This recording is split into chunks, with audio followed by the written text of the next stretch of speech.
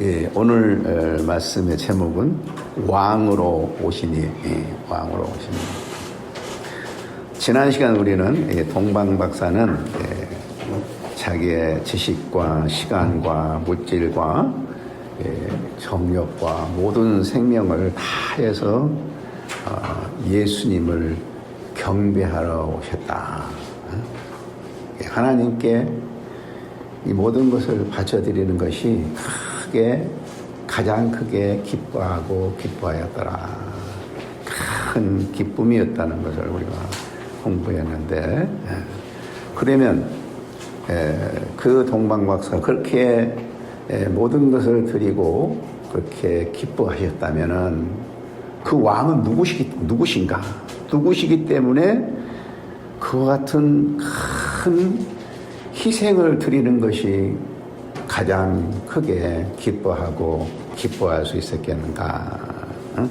그래서 오늘 본문을 통해서 우리는 동방박사가 그렇게 경배하였던 그 예수님이 누구신가를 살펴봄으로써 모든 인류가 마땅히 경배할 왕은 오직 예수님 한 분이시다 하는 사실을 우리가 기억해야 할 것입니다.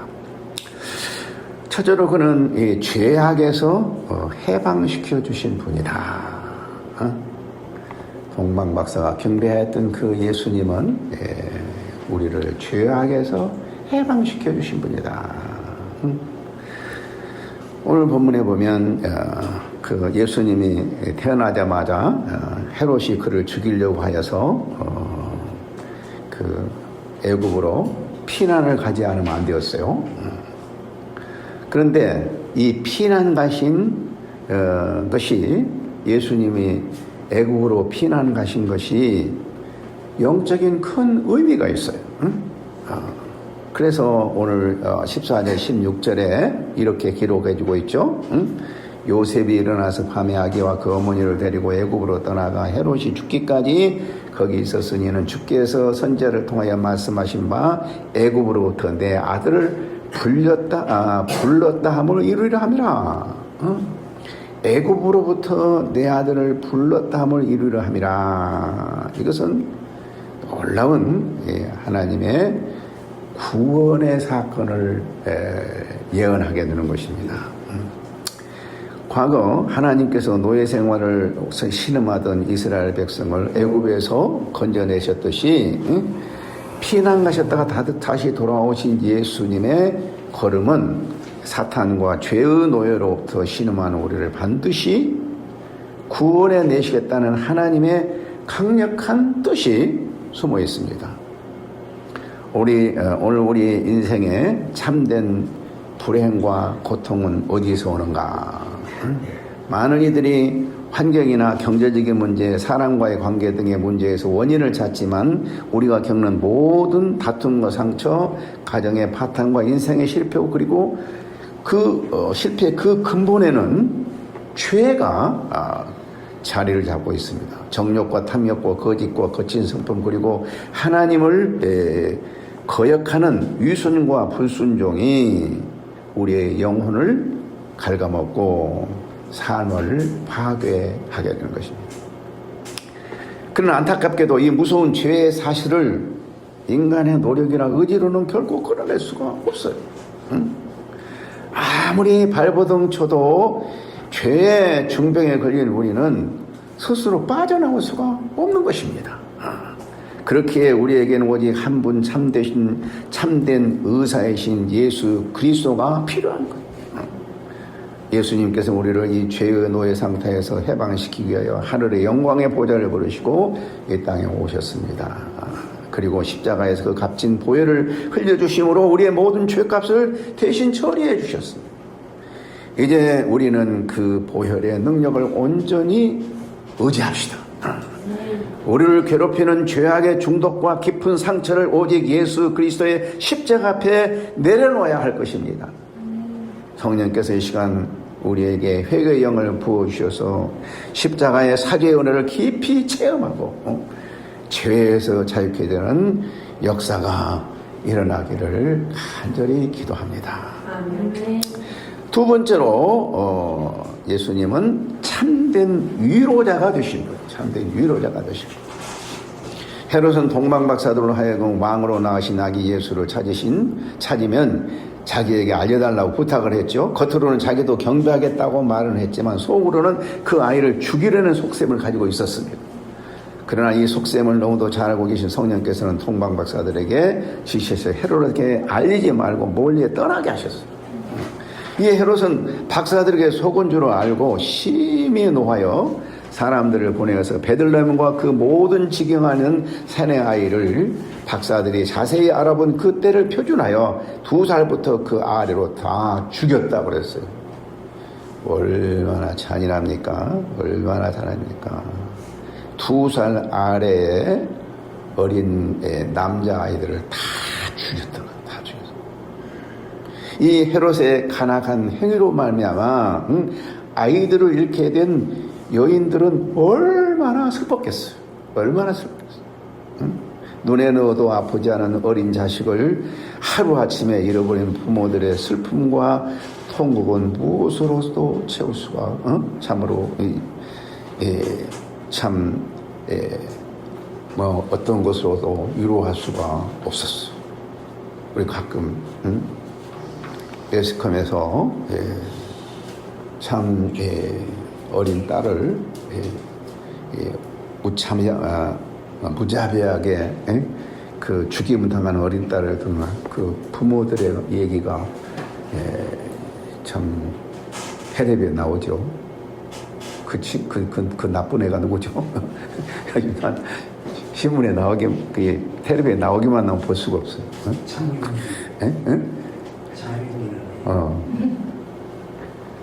그런데 이런 어린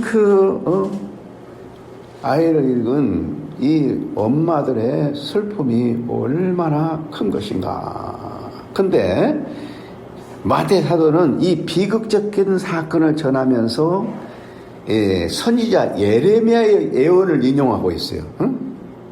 남아에서 슬퍼하며 크게 통곡하는 소리가 들리니 라헬이 그 자식을 위하여 애곡하는 것이라 그가 자식이 없으므로 위로받기를 거절하였도다. 이 의미가 무엇인가? 예레미야서는 이 예언의 말씀할 때 바벨론으로 포로로 끌려가면서 나라 잃은 슬픔에 빠졌던 이스라엘의 백성을 비유해서 하는 말이에요. 그러니까 바벨론으로 포로로 끌려가며 나라 잃은 슬픔에 빠졌던 이스라엘의 백성처럼 그 자식을 잃고 통곡하는 어머니의 비유함으로써 우리 인생도 우리 모든 인생 때로는 세상에 어떤 것에서도 위로받을 수 없는 절망과 고통이 찾아온다는 거예요.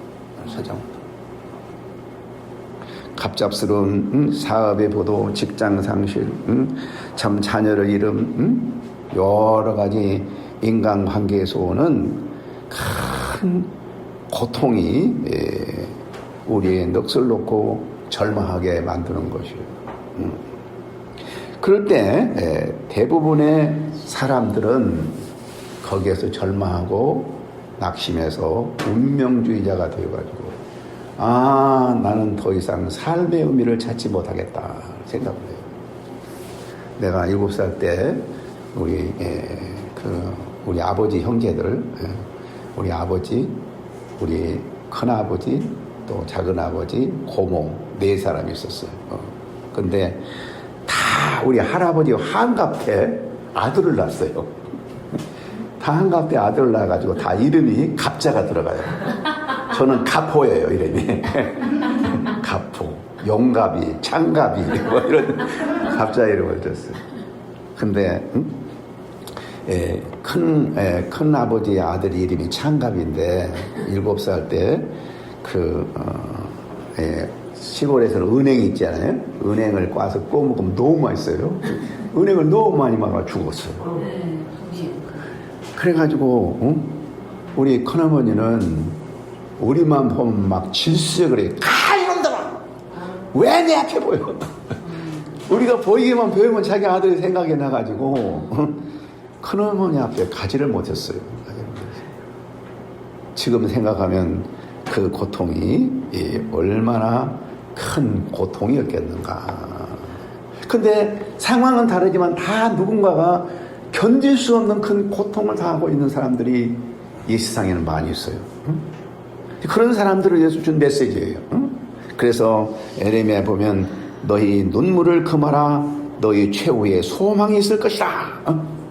에레미야가 외친 거예요. 인간의 눈으로 볼 때는 완전한 비극 같지만 하나님은 포로로 끌려간 백성을 70년 후에 반드시 회복시킬 승리의 날을 예비해 두고 계셨던 것입니다.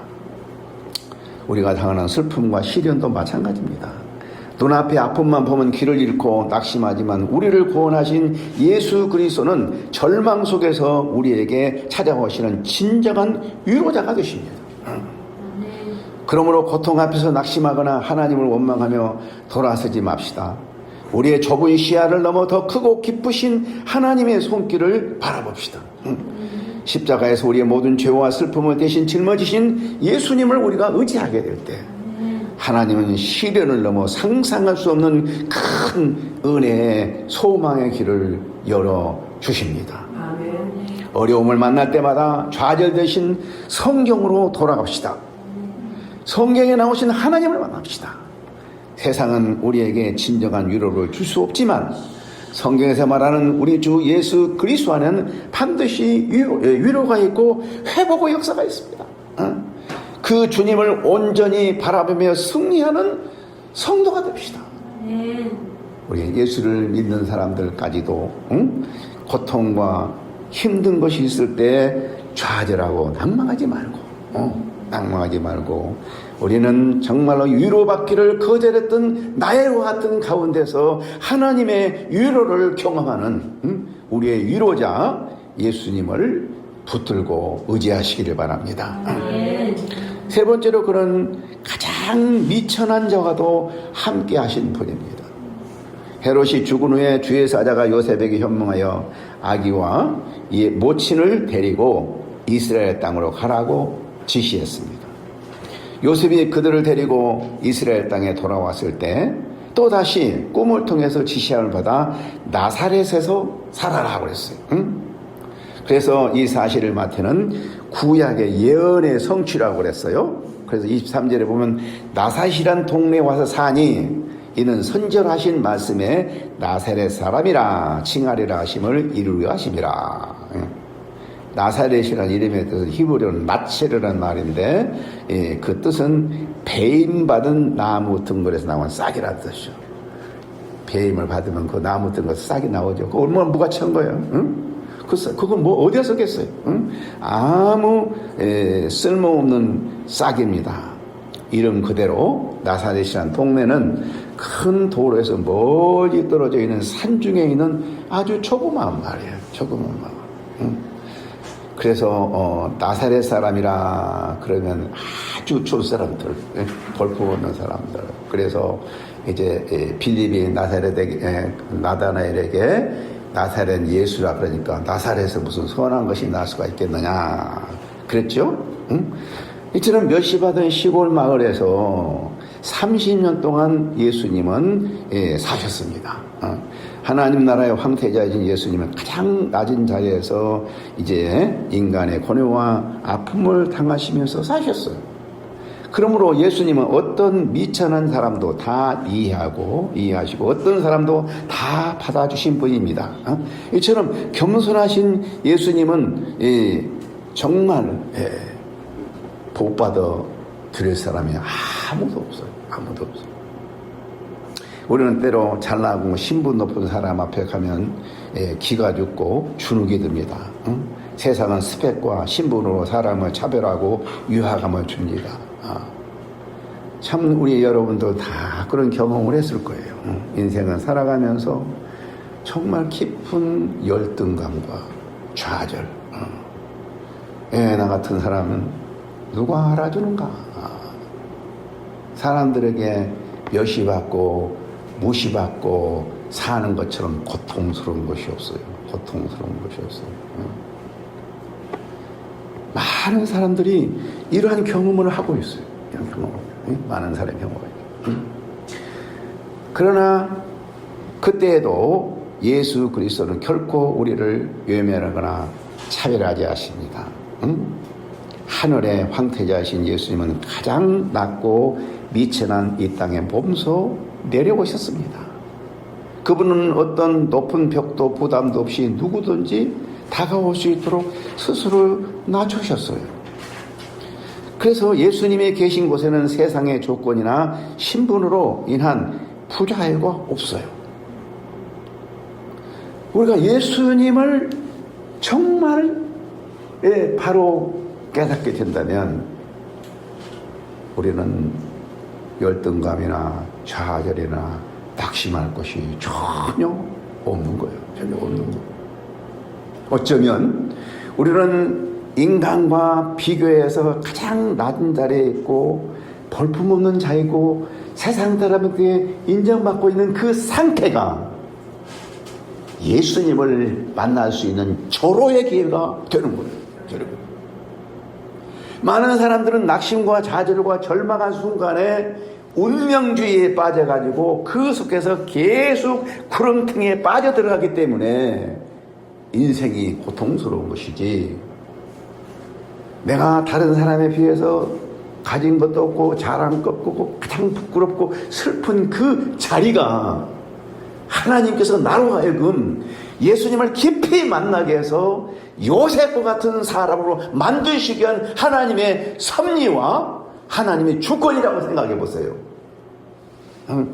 우리는 얼마나 놀라운 은혜가 됩니까? 은혜가 됩니까? 그러므로 우리가 힘들고 어려운 상황에 처하게 될 때는 어떻게 생각해야 됩니까? 예수님이 우리를 오라고 초청하는 시간이라고 생각합니다. 내게로 오라. 내게로 오라. 나는 마음이 온유하고 겸손하니 내게로 배우라. 그래서 예수님을 경험하게 되면 어때요? 인간적으로 아무리 훌륭하고 우리를 무시하고 멸시했던 사람들까지도 굴복시킬 수 있는 하나님의 황태자가 된 거야. 네. 여러분, 자기를 팔아먹고 그 의기양양했던 그 형들이 팔려가고 고난당하고 억울한 일을 당하고 감옥에 가는 그 숱한 운명에서 벗어나서 하나님의 영에 감동되어 애굽의 총리가 되었을 때 그들이 다 요셉 앞에 무릎을 꿇었어요. 그때 요셉은 뭘 생각한 줄 아세요? 꿈을 생각했어요. 꿈에 11 곡식단이 다 자기 앞에 꿇음을 꿇더니 바로 이것이 하나님의 섭리라는 것을 알게 된 거예요. 여러분, 하나님의 섭리라는 것이 얼마나 중요한지 몰라. 어제 우리가 요한복음을 공부하면서도 운명과 섭리에 대해서 얘기했는데, 운명주의. 우리 미도가 그 성경 공부하면서 자기는 운명주의에서 빠졌는데 하나님의 섭리를 믿게 됐다고 얘기하던데, 운명과 섭리 얼마나 놀라운지 몰라요.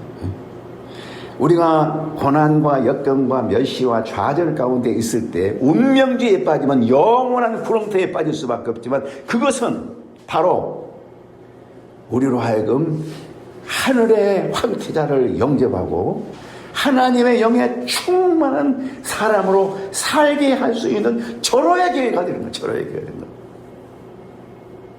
나는 인간적으로 아무런 자랑할 것이 없지만은 예수 그리스도를 내가 나체로, 나사렛 사람, 아무리 천하고 낮아진 사람도 나를 받아주시고 영접하시는 그 예수님을 우리가 영접한다면 우리는 얼마나 위대한 사람이 될 수 있습니까? 위대한 사람이 될 수 있습니까? 성경에 나온 모든 인물들은 다 그 예수님을 만나고 하나님을 만남으로 말미암아 세상 사람들이 꿈도 꿀 수 없는 일을 해내고야만은 그러한 역사를 이룬 사람들이에요. 우리 이 적은 모임이 예수 그리스도의 그 참 위로자 예수님, 그 누구든지 영접하신 예수님, 어떤 상황에도 우리를 돌보시는 그 예수님을 영접한다면요, 우리는 이 세상에서 아무도 부러울 곳이 없는, 아무도 부러울 곳이 없는 어떤 사람이 바로왕 앞에서도 쫙 머리에 안수하면서 축복해주는 사람이에요. 축복입니다. 여러분, 요셉 덕분에 애굽의 야곱이 그 대국 바로왕 앞에 가서 머리에 축복해 줬잖아요. 우리 사랑이 말할 양직하 앞으로 32만 명의 영혼들을 축복해 주는 그런 사람이 될 수 있기를 바랍니다. 본문을 통해 동방박사들이 그 많은 희생과 수고를 마다하지 않고 경배했던 왕 예수 그리스도는 누구신가? 예수님은 죄와 사탄의 노예 상태에서 신음하던 우리를 보혈의 능력으로 해방시켜 주시는 구원의 왕.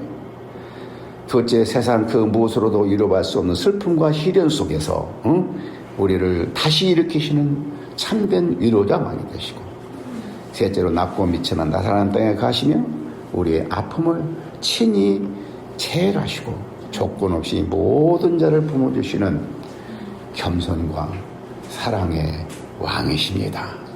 사랑의 왕이십니다. 나는 마음이 온유하고 겸손하니, 예수님은 너무너무 낮고 겸손하기 때문에 누구든지 환영하고 받아주시는 그분이에요. 우리 그분께 경배하는 동방박사의 삶을 우리도 따라갈 수 있기를 바랍니다. 아멘.